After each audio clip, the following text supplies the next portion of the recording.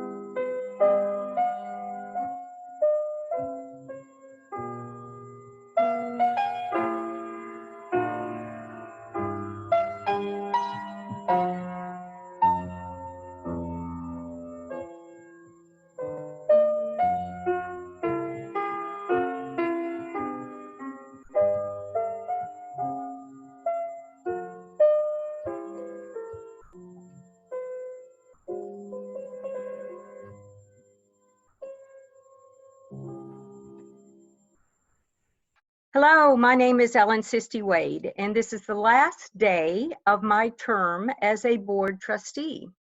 It's been an honor to serve you during these years, and I look forward to exciting changes to come as we search for our future settled minister. Today, we welcome members and friends as well as new visitors to TJ. While the pandemic is raging globally, our community has maintained a connection through our Zoom services and morning chats. Friends are reuniting through Zoom now from faraway states and countries. While there is a distance between us, remember, you are all still in our hearts. If you are a visitor, please contact our office to speak to Janet Taylor to start receiving our newsletter and check out our Facebook page. Here are some announcements. Our 9 a.m. coffee chats continue this week, and this Wednesday, we will welcome Carla Wallace, the National Executive Director of Showing Up for Racial Justice. And today is an important congregational meeting at 1 o'clock, and we ask all members to attend through our Zoom video conferencing digital media. It is the only way that business can be handled right now during this pandemic. So today, please return at 12:45 to get checked in to verify your membership attendance for voting purposes. To make our vote count official, we apologize that we cannot permit visitors or non-members today to connect to the meeting. There has been a separate Zoom link sent to members, so please make sure you can locate it in your emails before 12:45. And today, right after this service, we will still have a quick coffee chat for about 15 or 20 minutes, so we can say hi to our friends and new visitors. Stay connected for that if you would like. Now let's begin our service. And now it's time to light our chalice in solidarity with Unitarian Universalist congregations around the world. Our chalice lighting ritual reminds us of the beloved community we create together, a community that reaches far beyond the walls of this building. If you have a candle or chalice handy, please light it as we read our words. And of course, children and youth in your homes are warmly invited to act as chalice lighters today. We say together, we light our chalice this morning to remind ourselves that one light shows us many things, and though each of us sees by the same light, we view from our own place, in our own way, our image of the light becomes more complete, not by just holding on to our own individual perspective, but by expanding our vision to include other points of view. Our opening words this morning are by Thomas Merton. Every moment and every event of everyone's life on earth plants something in the soul. Just as the wind carries with it thousands of winged seeds, so does each moment bring thousands of seeds of spiritual awakening that come to rest imperceptibly in the minds and hearts of us all. Most of these unnumbered seeds perish and are lost because we're not prepared to receive them.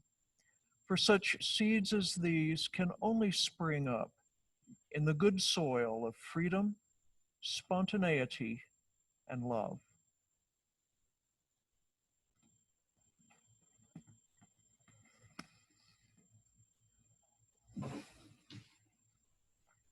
Let me tell you a story. It's about a congregation whose families decided that they wanted to build a treehouse.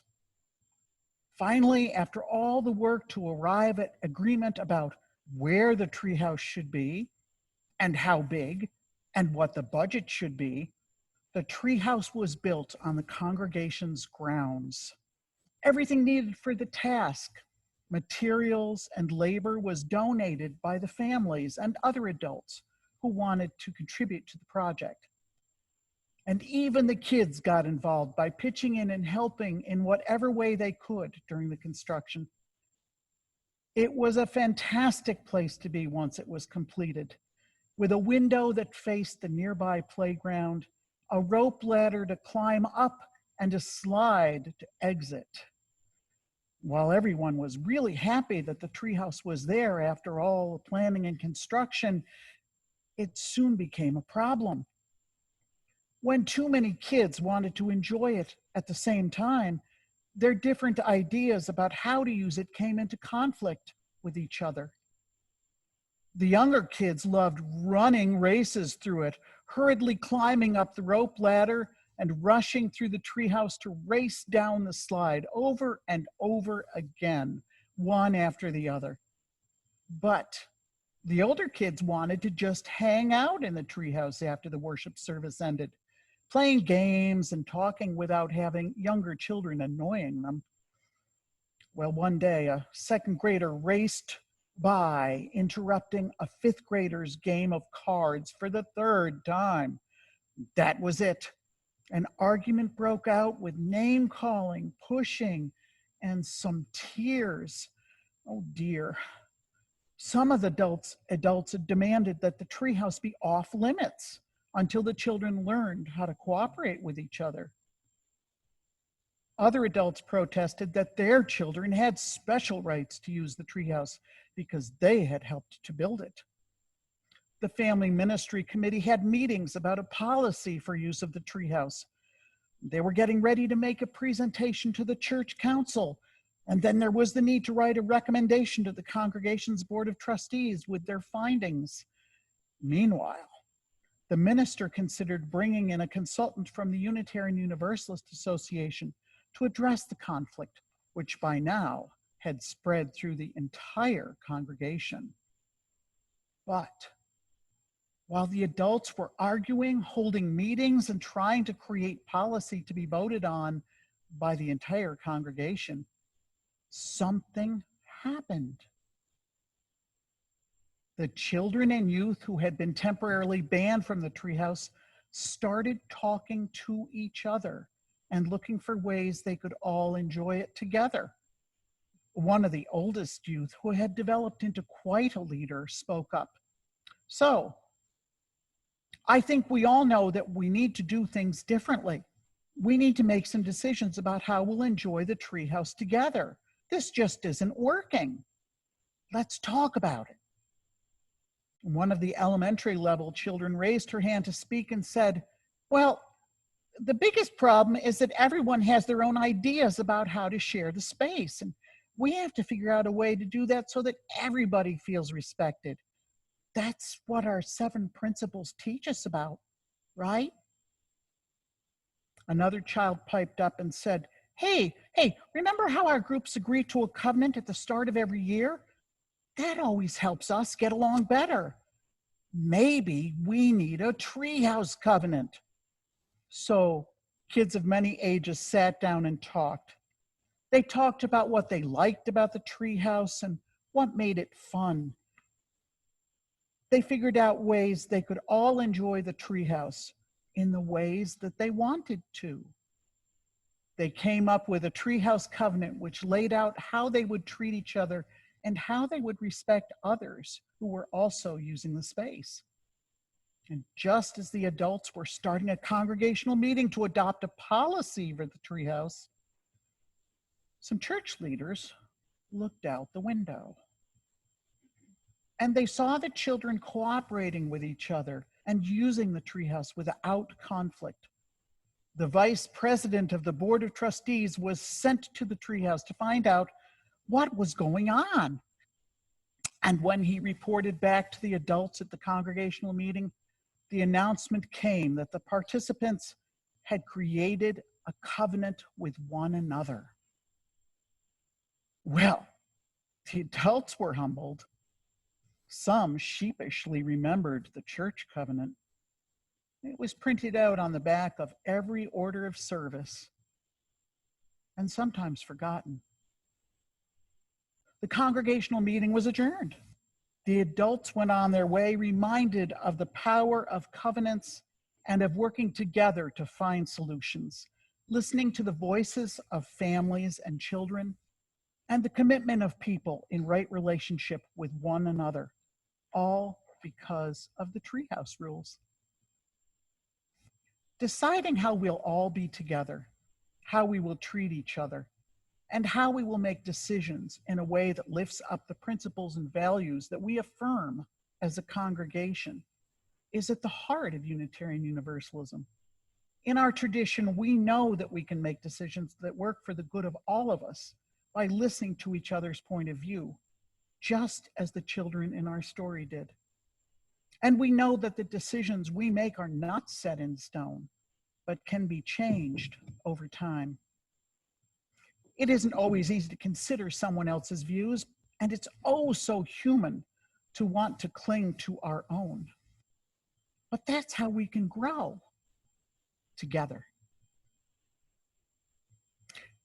And now it's time to sing our young people out, as we've always done.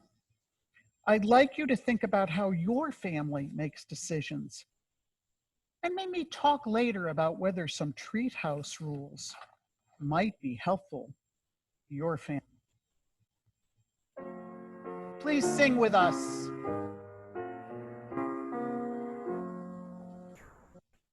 We hold you in our hearts with love, our love as free as skies above, our love as deep as seas below. We love you more than words can show. During this time of the church building being closed, all the work of the church has continued, which means our expenses of doing the work of the church have continued. At this time, we'd invite you to consider contributing to the work of the church, and you can do so virtually on our website through our portal there for donations. For those of you who have continued your contributions despite not being in the sanctuary to place them in the plate, thank you for your generosity.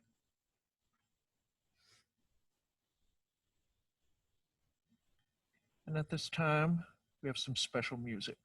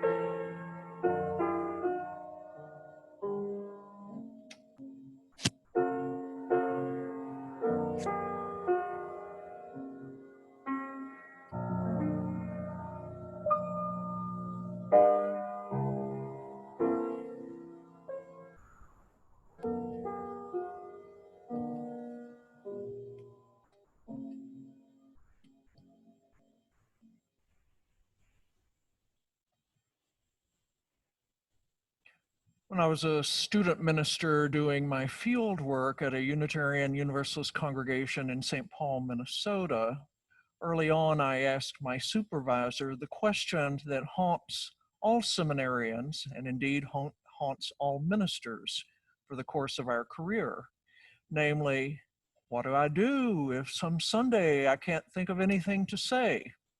What do I do if the sermonic well runs dry? My supervisor gave me counsel which has served me well over the course of my professional career. He said, listen to your congregation. They will tell you what you need to preach about. Last fall, a member of this congregation, Ron Gross, one Sunday posed a question to me after I'd remarked on how our congregations are predominantly humanist in theological orientation. Ron said, and why would that be a bad thing? It's taken me many months, unfortunately too many months, to come up with a response to that question. Ron and I had talked about this today being the day for that sermon, and sadly Ron died. Nonetheless, this is a sermon for which I thank Ron Gross for his inspiration. For several years of my childhood, my family attended the Sweet Home Baptist Church, a congregation of some 60 souls in a rural area of southeast Texas.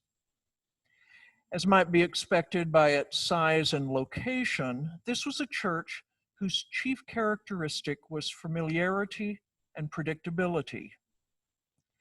Everyone knew everyone else, knew the pastor's usual way of delivering his Sunday message, knew the pianist's way of playing and leading the hymns, knew what one another would typically wear to church services, knew what was happening in one another's lives.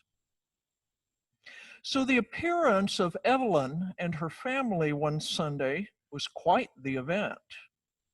They were newcomers to the community and had chosen to attend services at Sweet Home their very first Sunday in the area. Evelyn and her family were greeted warmly and settled in a pew near the front where they could enjoy a good view of the pastor and the pianist, and where all of us could enjoy a good view of them. That morning, the pastor was just getting warmed up and starting on the main theme of his sermon when Evelyn interrupted. "Praise the Lord, hallelujah, Jesus." Heads turned, mouths dropped. While a member might occasionally mutter an amen in response to an especially strong point in the sermon, such outbursts were not part of our usual worship style. The pastor paused, beamed in gratitude for what he took to be encouragement of his preaching. He continued, and a couple of minutes later, Evelyn spoke out again, this time at greater length, waving her arms and rocking. We all stared while the pastor ad-libbed something about Sister Evelyn being moved by the Spirit. And so it went that morning, with the sermon punctuated again and again by exclamations from Evelyn, some of them intelligible, some not, and all of them accompanied by rocking and arm waving. I remember all these years later how uncomfortable I felt, both with Evelyn and with the evident dismay of the adults around me, wishing that the service would just hurry up and be over. When the last hymn had been sung and the benediction pronounced, I studied Evelyn carefully to see how she would act once everything was over. She appeared normal once more, though she was not treated normally by anyone except the pastor. The other adults kept their distance, giving her polite nods or avoiding her entirely. I remember on the drive home from church, my mother was intensely critical, judging Evelyn to just be seeking attention. My father speculated that she might be something called Pentecostal. When I asked what that was, my mother said, "Pentecostals are the ones who speak in tongues. I don't think that's what she is, because if she were, why would she come to our church?" For the next 2 months, Evelyn and her family were faithful attenders, and each Sunday unfolded in a similar fashion. Evelyn periodically shouted, moaned, waved her arms during the sermon. The other adults stared, shook their heads, rolled their eyes, and avoided Evelyn afterwards. My mother shifted her judgment of Evelyn from being attention-seeking to possibly being disturbed. Then one Sunday, Evelyn did not appear. She never returned to our church. Word had it that Evelyn was attending a local Black church, a move that resulted in her being even more strongly criticized for not only being spiritually unconventional, but also for crossing the color line in our segregated town. Apparently, Sweet Home Baptist Church not only had a creed that defined what we were to believe, but somewhere, though I never saw it in all my Baptist years, there must also have been another creed about how we were to behave in a worship service. I guess nobody ever showed that creed to Evelyn. but it was very clearly enforced to the point of driving her away.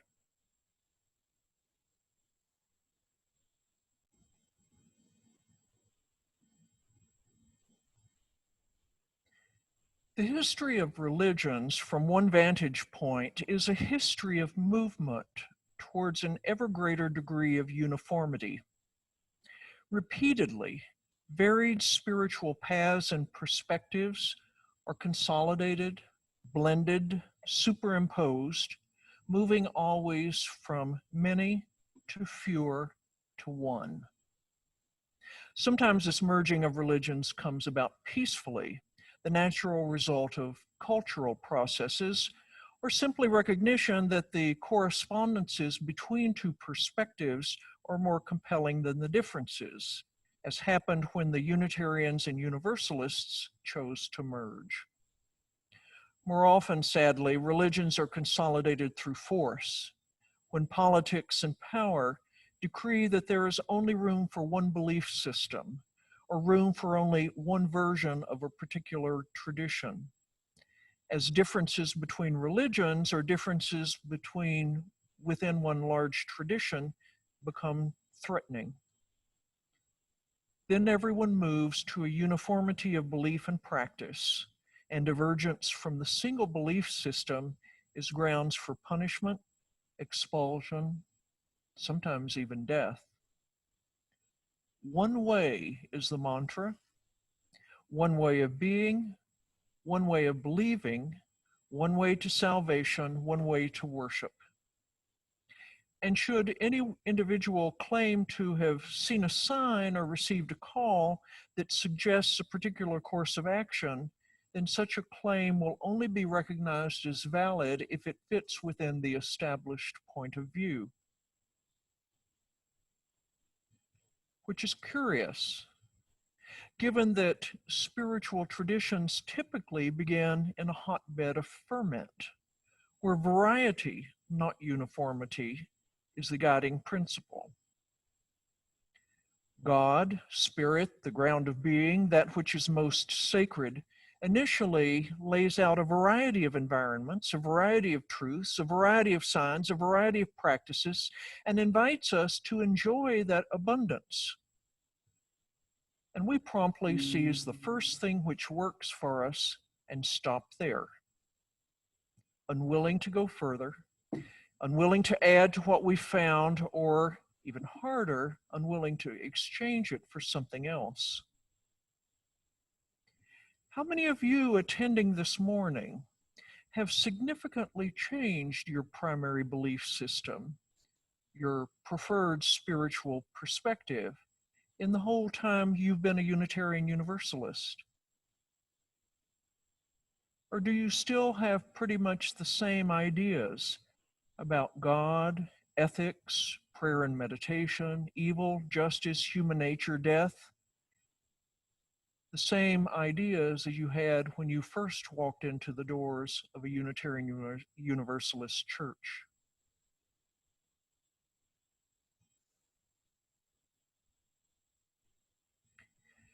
The term Pentecostal, which my parents applied to Evelyn as a result of her behavior, comes from the biblical story of how Christian churches began.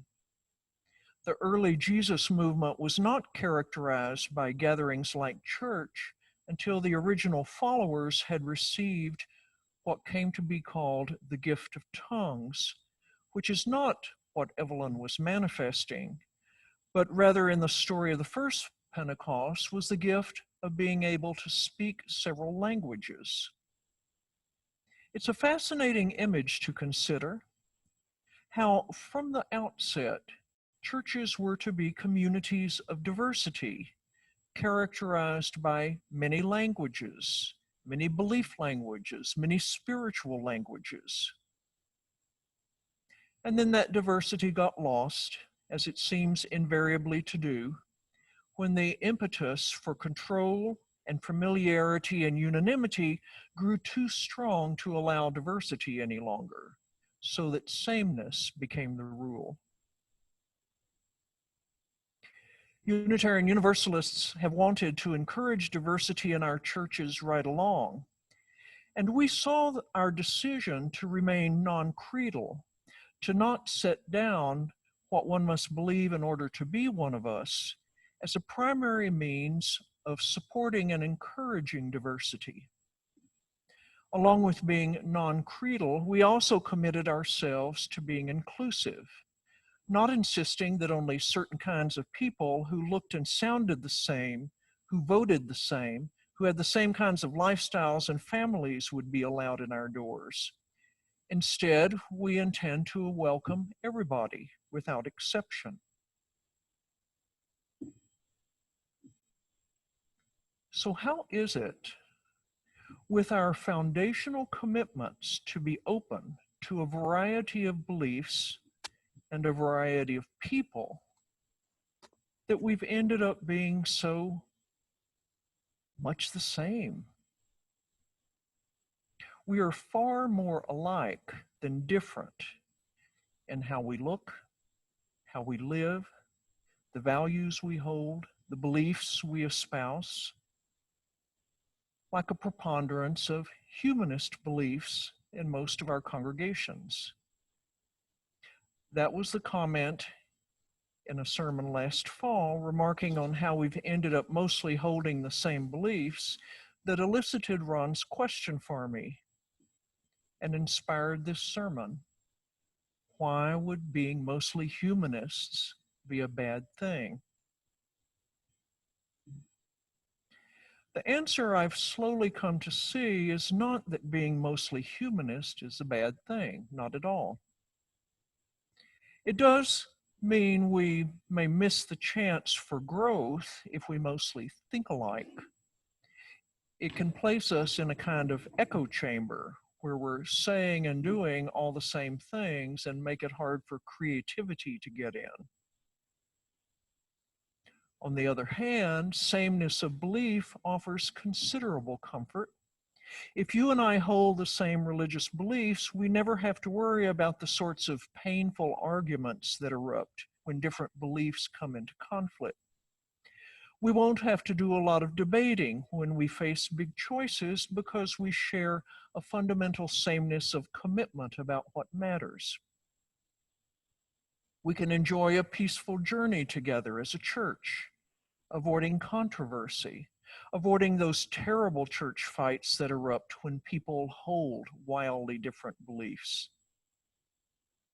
I confess I would love to serve such a congregation. It would make my job so easy. No, Ron, being mostly humanist is not a bad thing. What is bad, maybe,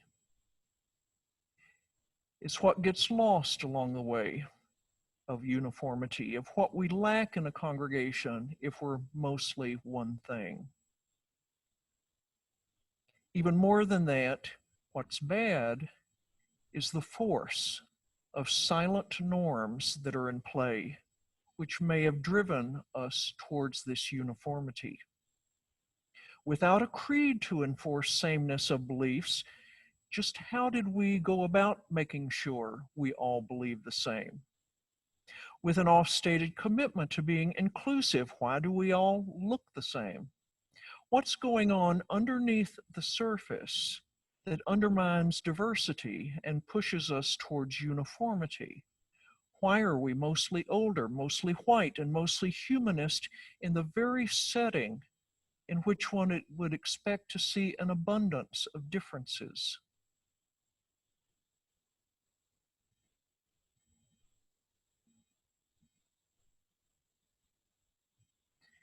Several of you are presently reading and discussing the book White Fragility, and learning how all of us, by virtue of being human and living in a white supremacist culture where white values and white lifestyles are considered the norm, how we hold unconscious, unexamined biases that undermine our efforts to achieve racial justice and keep us securely planted in the safe holding of white privilege.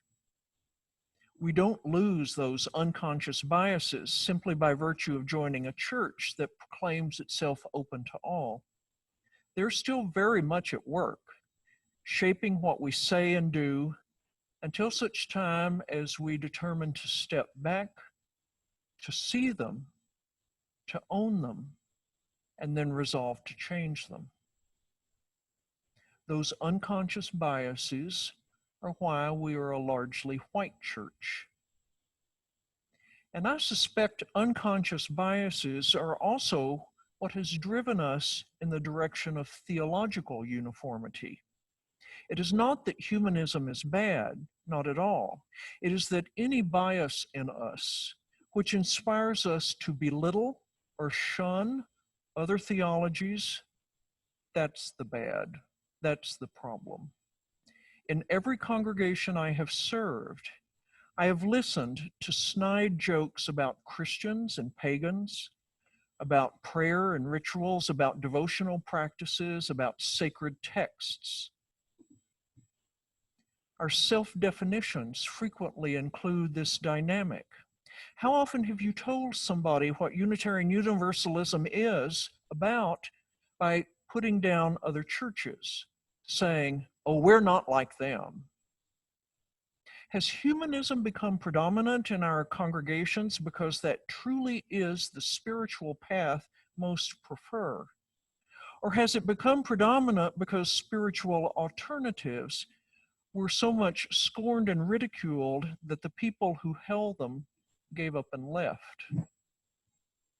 Whatever sameness exists in our church needs to be scrutinized to see how that sameness came about, because given our longstanding commitment to diversity, that we speak about it virtually every time we gather, the fact that we have ended up being thoroughly non-diverse says loud and clear that somewhere there's a disconnect between the values we say and the values we live.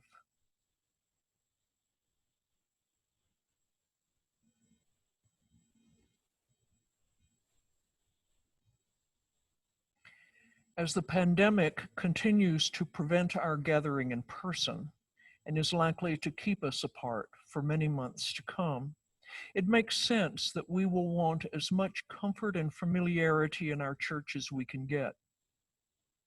That's a natural human response to pain and hardship. When everything else is upended, can we not at least have things stay the same in one part of our lives? Can we not at least count on our church to be unchanging? Of course we can. But that constancy comes at the cost of being enriched by all we could enjoy if we were willing to let go of some of that constancy and see what might emerge in its place. Many of us came to Unitarian Universalism because we wanted a diverse community.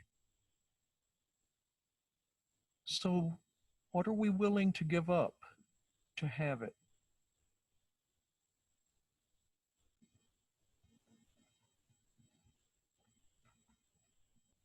We extinguish our chalice flame, but never the fire of commitment and community.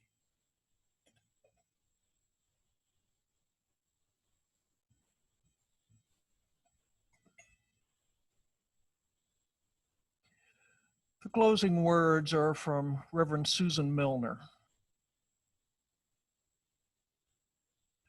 What we do is for today and for times that we shall never see. So let us be about the work, for the materials are very precious and they are very perishable. Shalom. Salam. Namaste. Blessed be. Amen. Stay well. Safe. This concludes our service,